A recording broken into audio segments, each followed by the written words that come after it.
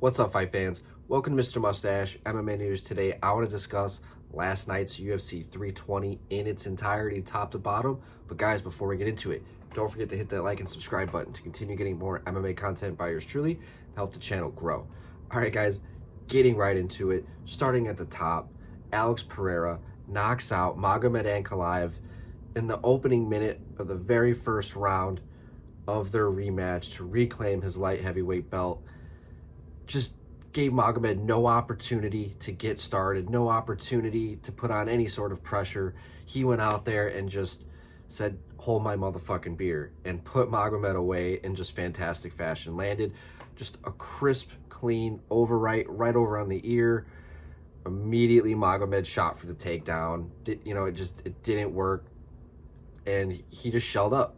Herb gave him every opportunity to show some life and to get himself back up and to recover, and he only shelled up more. So, good stoppage on Herb. Great punch by Alex Pereira. Showed that, I want to say fluke, but there was definitely some context with the first fight with, how active he was being. You could tell he wasn't healthy. You could tell there's a lot of things going on with Alex in that fight outside of the cage. And we saw, in fight week 2, he looked like he was in much better shape. He looked rejuvenated. He looked like Alex Pereira of old, right? Now, I expected Magomed to go out there and still kind of fight the same style of fight. I just thought he would just be able to, just be the more well-rounded fighter, utilize his pressure, take away the kickboxing. But I also knew that, Alex is dangerous as fuck. And we got to see here, gave Magomed no opportunity.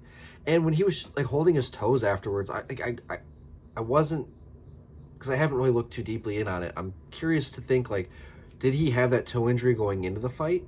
Because like if his toes were that compromised, it would make sense why he started so hot, just trying, we're gonna go out there and get it done. We're not gonna give this guy any opportunity, because if the fight goes on, my foot's gonna fall apart and we're not gonna be able to do much. But if it happened in that minute of the fight, then obviously whatever. But what a performance, and as for what's next, I think it's only right to do the trilogy. They are 1-1. I think the next obvious guy next in line is Jiri, so he's already 0-2 to Alex. So it just doesn't make sense to put Jiri there right now. I think you make Jiri and Carlos Alberg next in the meantime, as we finish up and wrap up this trilogy of Magomed and Alex Pereira, so we can just be all said and done and wrap up this rivalry, because now they're 1-1, and that's a reality, right? You can say what you want about Alex Pereira in the first fight. It still happened. He still took the fight. He still took the L. It's still on his record. So now the fact that he's able to right that wrong, now he needs to show again, like, no, that first fight really was a fluke. That's how you prove it in these trilogy fights, right?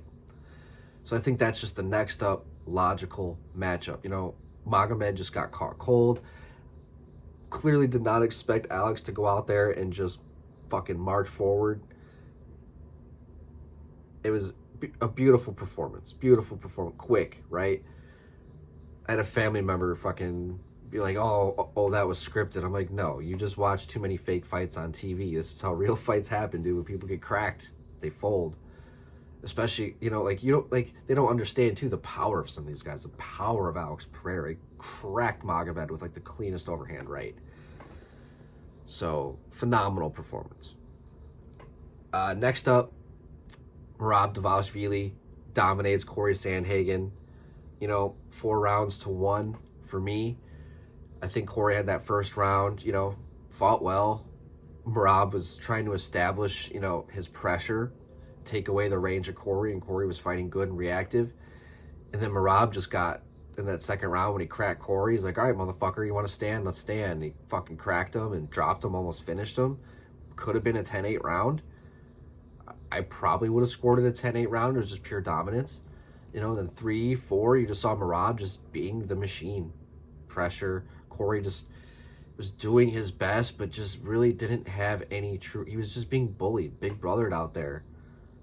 It's as simple as that. And in the 5th round, he was able to crack Merab there at the end. He showed life. He did what he had to do to keep getting back up. It's not like Corey was accepting these positions, but it was still like he was still like just being big brothered out there by Merab. He was able to crack him at the end of that fight, but you could already tell, like, he was just like, fuck, like, not going to be able to put him away. But it made it interesting, for sure. And now it kind of leaves with the question, like, what's next for Merab, right? Like, he's kind of run through everybody. You know, you have Peter Yan, who is definitely waiting. He's earned himself an opportunity for a rematch. That's definitely a possibility. You got Mario Bautista, who, I mean, you know, let's be real, like, okay, he doesn't have the greatest performances when it comes to, like, excitingness, but he can do it everywhere. He's great. He's a good fighter. You know, and maybe he has the patience to deal with the pressure of Merab.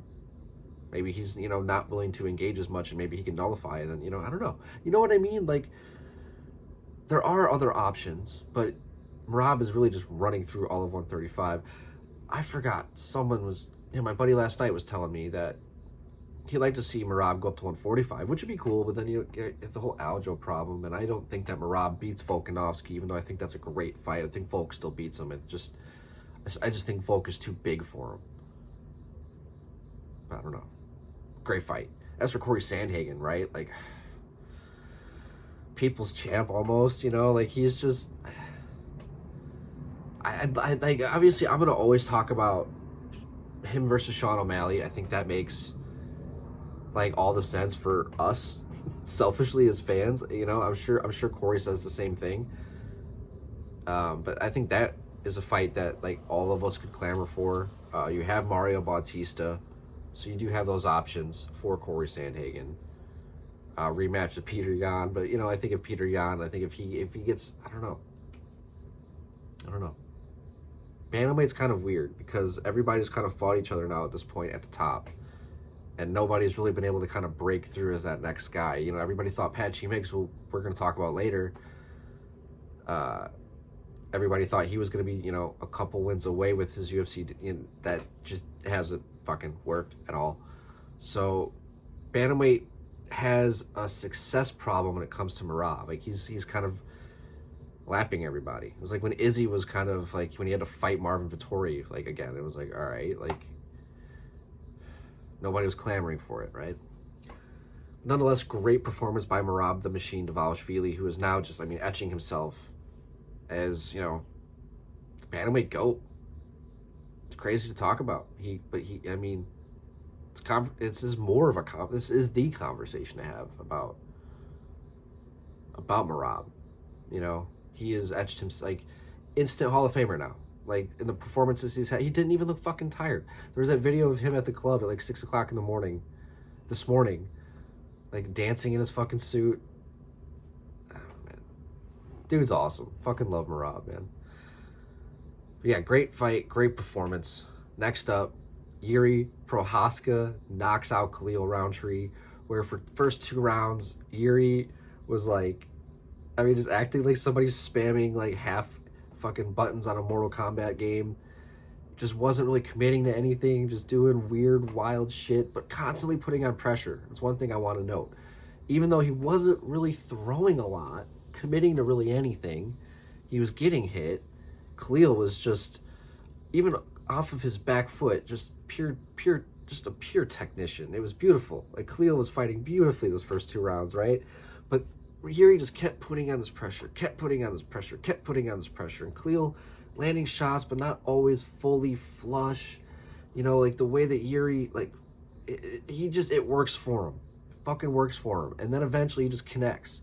And then like, at one point, like, it was like in the 3rd round, obviously, like, he's tired. Khalil's tired. And he can't really lift his arms anymore. Like, he just wasn't able to put Jiri away. Jiri was doing just enough to move out of the fucking way from those super fucking clean shots. He got hit clean a couple times, and the leg kicks were starting to add up for sure. But that pressure, dude, it just eventually broke Khalil, and he was just too tired to just keep, you know, he was on his back foot that whole time. And that's just, you know, even though Jiri wasn't landing in those first 2 rounds, he was still putting in work. He was still putting in pressure. He was still putting Khalil on his back foot the first 10 minutes of that fight. And then going into that 3rd, was able to just find his mark. And now in the UFC, Alex Pereira is the only guy to put him away twice. So now it's like, it's hard to argue for him to get that shot again without, you know, really doing something else again. And with the fact, I think Magomed, which I've talked about already earlier,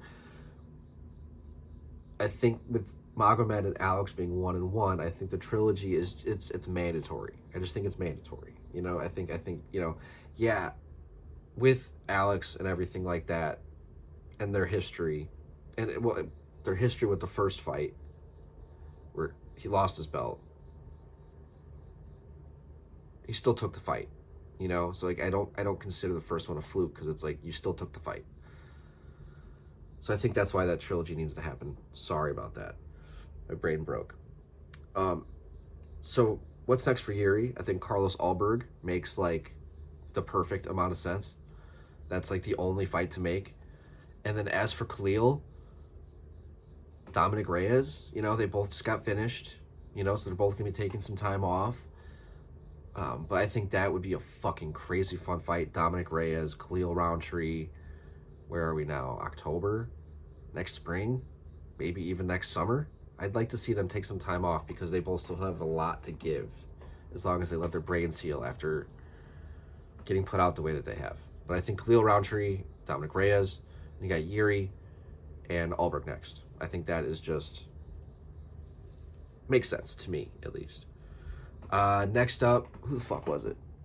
Youssef Zalal submits Josh Emmett like it was nothing. Just got the fight to the ground, past the guard, and just was able to find the submission. And it was fucking beautiful to see. Quick, decisive, wasted no time. Used Josh Emmett's aggressiveness against him. He went right into the takedown, right? Which I gotta say, Drake, good fucking, he was discussing that he would just kind of go right into it, and that was a really good analysis by you, dude. But nonetheless, what's next for Youssef? It's crazy too. Like, I mean, in retrospect, if you look back at those two losses that he had before he got cut, I mean, one was to Ilia Topuria, which was a decision loss. It's like they aged well, and then he was able to, outside of the UFC, be so successful, come right back in, and now is just, racking up wins, right? And over big names, aging names, but he's doing it the right way, and he's putting them away in a sense that where it's like he deserves a step up after these victories, right? People weren't a fan, including myself, of the way that he fought Calvin Kattar, but he did what he had to do to get the victory. But now here he went forward, got the early submission over a guy who's dangerous, a heavy hitter like Josh Emmett, who's going to go down as one of the heaviest hitters all time in the featherweight division. So what's next for Youssef? He's calling for title shot. No. I think Laurent Murphy, you got Movsar, who are clearly ahead. I think Aljamain Sterling is also clearly ahead. But if you're going to give him a fight next, I think Aljamain Sterling is a great fight, but he's hurt. He's got the elbow issue, and I'm pretty sure Youssef is going to want to strike while the iron's hot. It looked like, he didn't really take any damage. But I'd like to see, there's Diego Lopez, there's Shayon Silva. Shayon Silva would be a great fight. But there's, I think he's still 2 wins away from a title shot. But he's definitely making waves. It's just a deep division, and there's a lot of people ahead of him. You got Movsar, Laurent Murphy, and Diego Lopez. 3 guys right now who I think are ahead of Youssef Zalal. But he, has an opportunity. I think if he stays active next summer, he could be fighting for a title. He could fight twice, and if he stays healthy, he gets a quick finish. If everything aligns, he could be fighting for a title next summer. But I think he needs to stay active and really prove his case, because he hasn't yet. He's close, but he hasn't yet. As for Josh Emmett, whatever he wants to do. He's 40 years old, right? He has nothing to prove. He's lost 4 out of his last 5 now. And he's kind of just getting outclassed by these younger dudes. Murphy, now Zalal. Who else did he lose to? Topuria, right? He had the win over Bryce. But it's, the guard has passed when it comes to Josh Emmett. And if you're going to give him any fights, it's clearly probably somebody his own age, maybe somebody trying to come out of retirement. Gatekeep, in a sense, with all the respect of that sense. But as for Josh Emmett, I think his time has passed. It's clear, right? So, but all respect, because he's had a phenomenal career, fun to watch. I'm pretty sure I picked him in this fight. So, great fight. Great fight.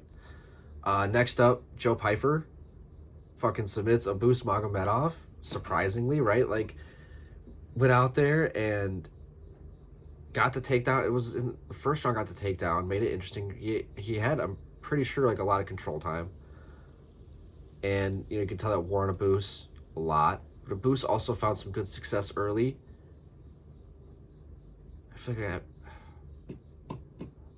I feel like things were getting interesting for Pyfer.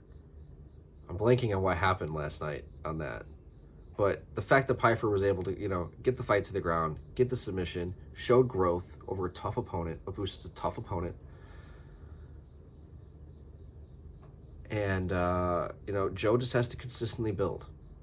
That's the thing, Like, he just has to consistently build because he has such a high ceiling, such a high potential for what he can accomplish. And he showed it here, too, with his versatility, with being able to get the submission. I just don't, what's next for him? RoboCop, I think, would be a really good matchup next. I don't know if RoboCop's ranked, but he's close. Marvin Vittori, who is a ranked guy, riding, a 3-fight losing streak, but, now has to prove it. I think against a guy like Joe Pyfer, I think that's a great fight. Joe Pyfer, Marvin Vittori. That would make a lot of sense. As for Abus, he's kind of, he's going to be stuck in this weird middle ground. I know Jack Hermanson got knocked out by RoboCop. That would make a lot of sense. And you got Kelvin Gastelum, who doesn't want to make weight. He's basically, I think, light heavyweight now. I don't know what the fuck is going on with him. But nonetheless, he's still a great fighter. Shows heart. Well-rounded. Goes for the finish. Exciting. But Joe, showed growth. And that was good. Stayed focused, which was good. I was happy to see that. I know I'm critical on some of it, the way he treats himself, right? But, I still want to see success.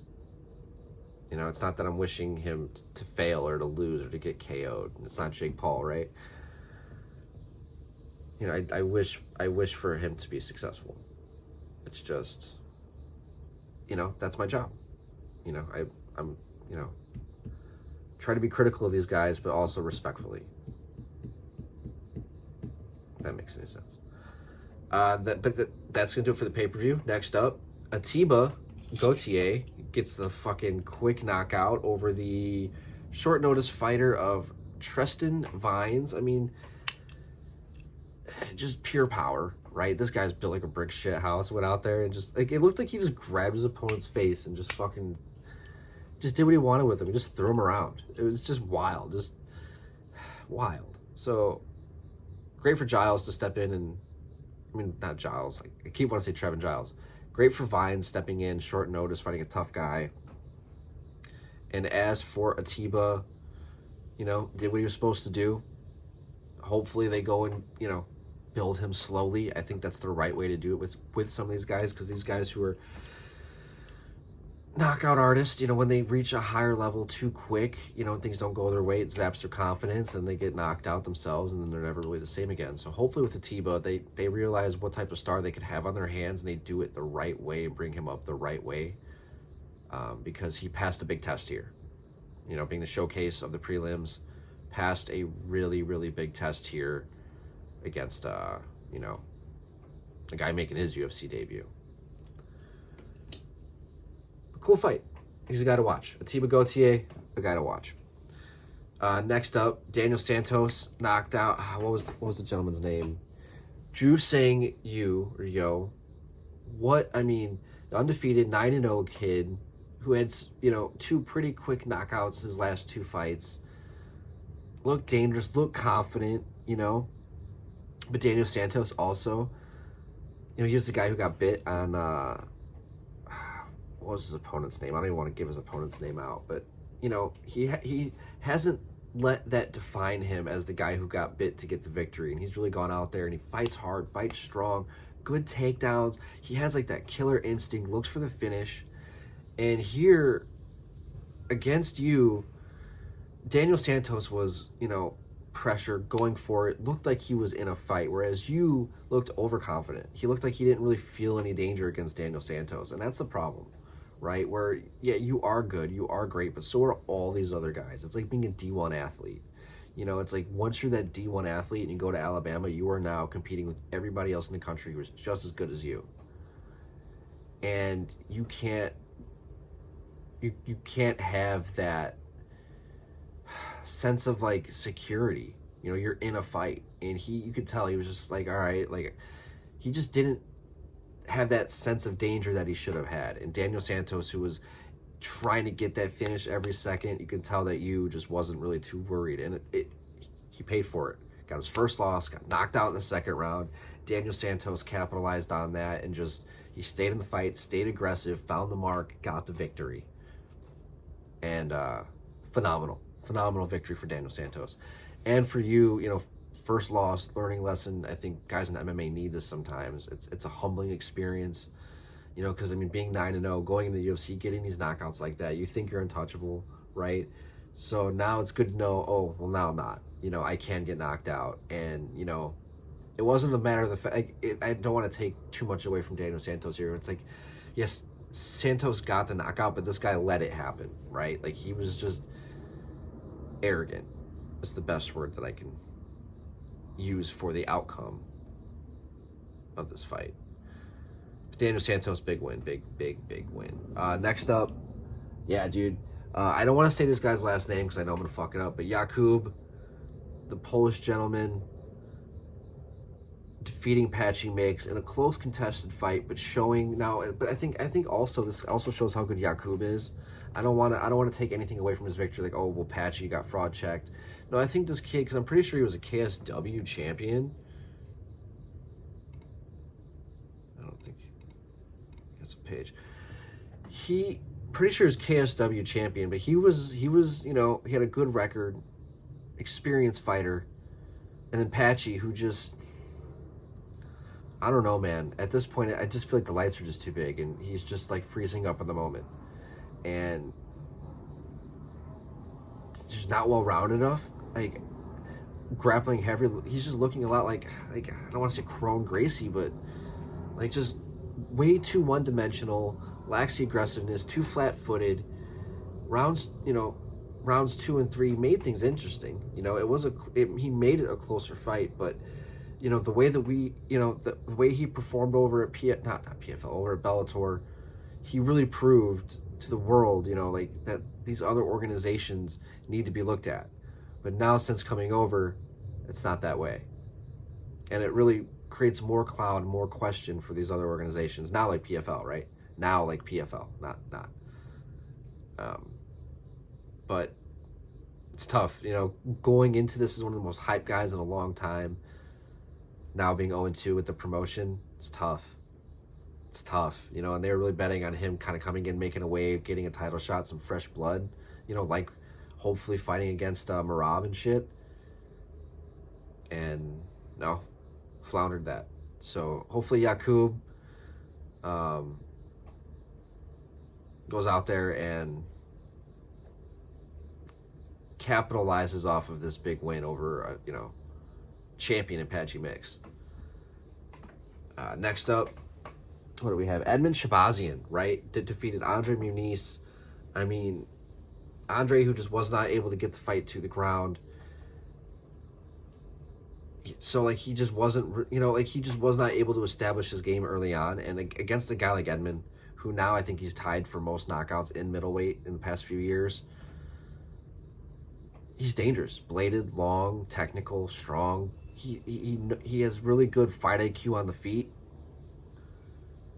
And once Muniz just wasn't really threatening enough to get that takedown, Edmund kind of, it was all in his world from that point on. And once he was able to get that knockdown at the end of the first, followed it up, and Andre tried his best to kind of, you know, and the ref too gave him every opportunity to survive into the end of that round, but that was it. Fucking Edmund just wrapped it up, and now we're seeing him grow right in front of our eyes. 27 years old, ups and downs, right? You know, that they pushed him really hard early on, but he was kind of like a victim of his own success, right? But now, you know, we're starting to see him kind of build a winning streak, and he's beating guys he should beat, you know. But I think, you know, at 27, I think still give him, you know, 2 more fights against people that, you know, he probably should beat, right? Like, I think just build him up a little bit, his confidence up a little bit, let him kind of grow into his man strength a little bit more, because he's still a young guy. Young guy. As for Andre, you know, once really just burst onto the scene, dangerous grappling skills, broke Jacare's arm.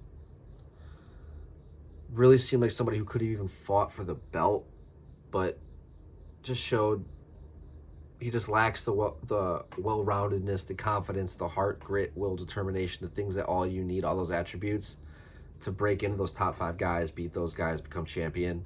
He just, some guys just don't have it, right? And it's no disrespect. He's a great fighter. It's just not a UFC champion, top 5 caliber type of fighter. Had his moment, had his time, and seems like that time has now passed. But yeah, great fight. Great fight.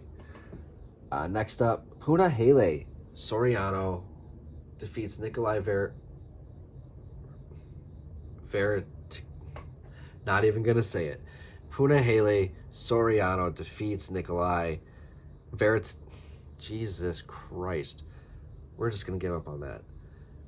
I mean, it wasn't, you know, the most exciting performance, but Puna went out there, and he looks like a new fighter at welterweight. I'm glad that he kind of buckled down, got his weight down. Seems like he's struggling a little bit with his cardio, because I'm sure he's still cutting a lot of weight to get to 170.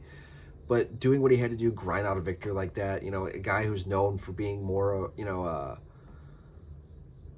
heavy-handed, heavy kicks, more of a striker, brawler, right? But now really kind of showing his versatility, willing to do what he has to do to get the W and keep his job.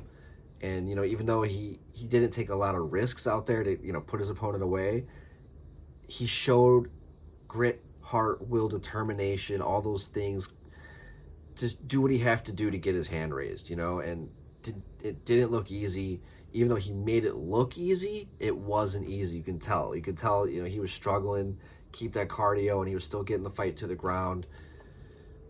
Really good victory for a guy like Puna, you know. And as for Nikolai, who's unpredictable, you know, tough, great power, goes for the finish. It's reflective in his record. He's fought a killer, you know, at this level, right? So, you know, it's not always going to go your way. It's a tough fight, but big win for Punahele. You know, hopefully he sticks at welterweight, and hopefully, you know, can round out his cardio a little bit better. But big win. Big win. Next up, Yana Santos, defeats Macy Chazon, where Macy, you know, missed weight, so he had that whole debacle. And then going into this fight, Yana really, you could tell, was just strong, fast. It was a great fight. You know, Macy definitely had her moments, was landing shots, but she was just a step behind, a little less athletic than Yana in a lot of these exchanges, striking exchanges. We did see Macy really, I mean, make things interesting, just really go for the finish. You know, even though she was, you know, a step behind, she was never out of the fight, right? She was still in it. She was still making Yana work for it, work for her W. But, you know, it goes to show, like, what would have happened if she cut those other 2 pounds or pound and a half. What would we have seen in her performance at that point? Because that can make all of the difference. But big victory for Yana, you know, so I'm happy that the weight controversy, she gets a little bit extra money in her pocket.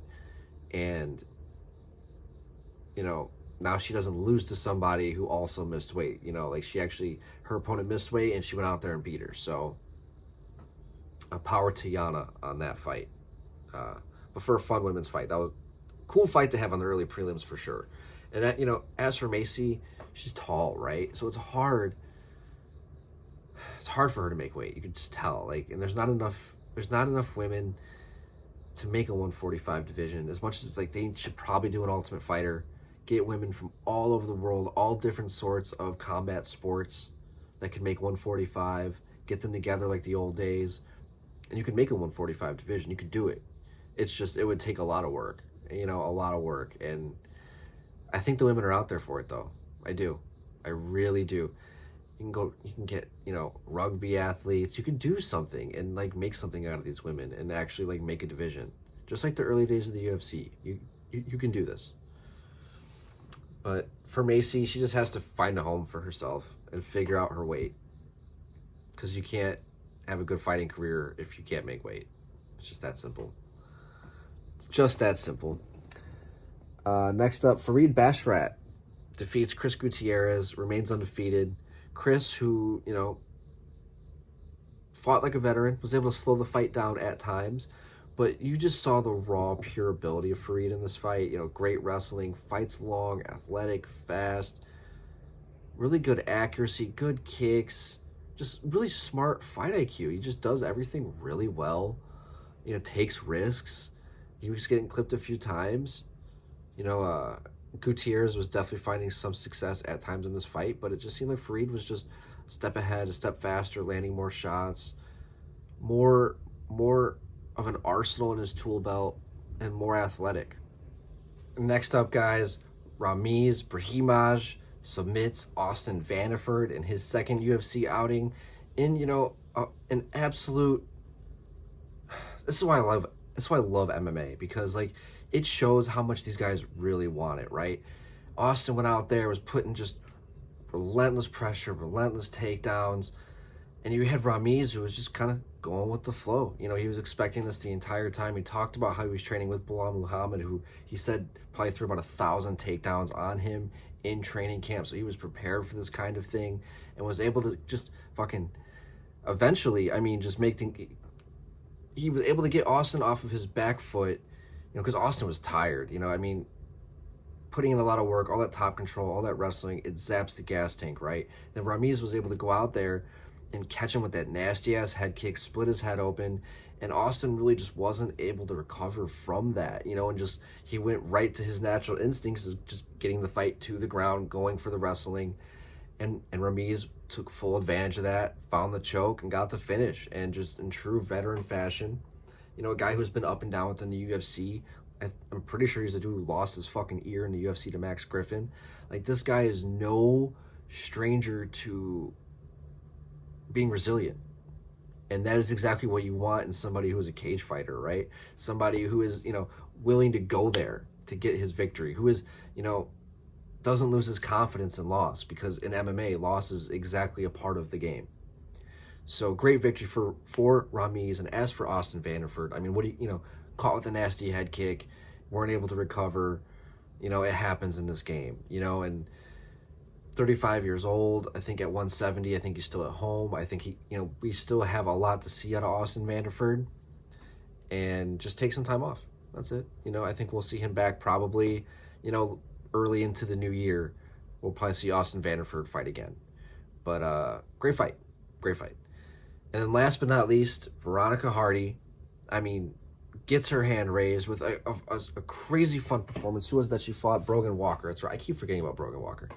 And showed great, crisp kickboxing, a sense of urgency, and Veronica just looked great. Just looked great from start to finish.